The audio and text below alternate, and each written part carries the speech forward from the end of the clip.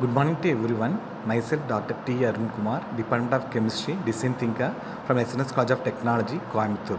Today we are going to see the Unit 3, Nucleic Acid and Protein, Topic 4, that is Protein Biosynthesis. So protein biosynthesis, this is the overall image how the DNA is converted into protein biosynthesis.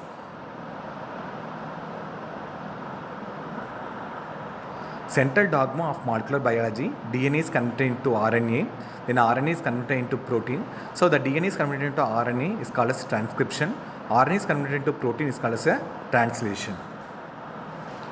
Growing cell, before cell division, the cell's DNA has to duplicate, that is a DNA replication. While the cell is growing, it needs enzymes and extra proteins. Transcription, the information for the protein synthesis is in the DNA in the nucleus. The information from the DNA is occupied into mRNA, which can leave the nucleus and get to the ribosomes in the cytoplasm. The proteins are made in the cytoplasm in the ribosome. The DNA information copied to mRNA. The transcription, the process, the RNA polymerase enzyme that initiates the transcription by binding to the promoter at the 3' end of the DNA unwinds and unzips it. RNA activated nucleotides pair with the complementary base of the DNA strand. RNA polymerase binds the RNA nucleotides together to form the mRNA polynucleotide.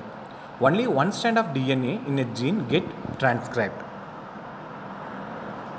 Translation, the DNA information is occupied into the RNA code, which is still in the language of nitrogenous base, except that adenine on the DNA pairs with uracil in the place of thymine on the RNA happens in nucleus. The RNA code in the translated to protein code, which is in different language, nitrogenous base to amino acid. This process involves ribosomes and two kinds of RNA, that is mRNA and tRNA, happens in cytoplasm. This is the image which shows the how the DNA is converted into RNA. We having the three sides, that is P side, A side and E side. So P side is called as the activated side and A side is a binding side. So once a tRNA come and binds with the another tRNA, the amino acids are joined together to form the protein.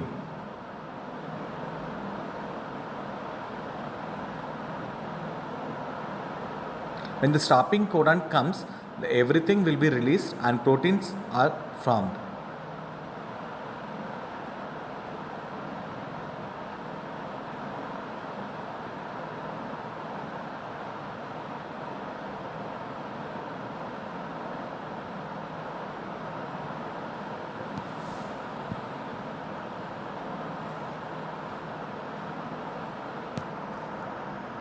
The information in the mRNA codon sequence of 3 nucleotides on mRNA that codes for one amino acid.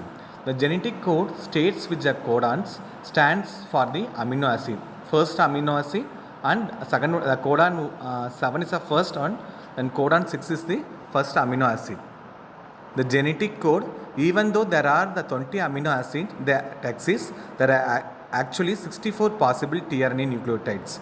So 4 into 4 into 4, 64 is a possible combination.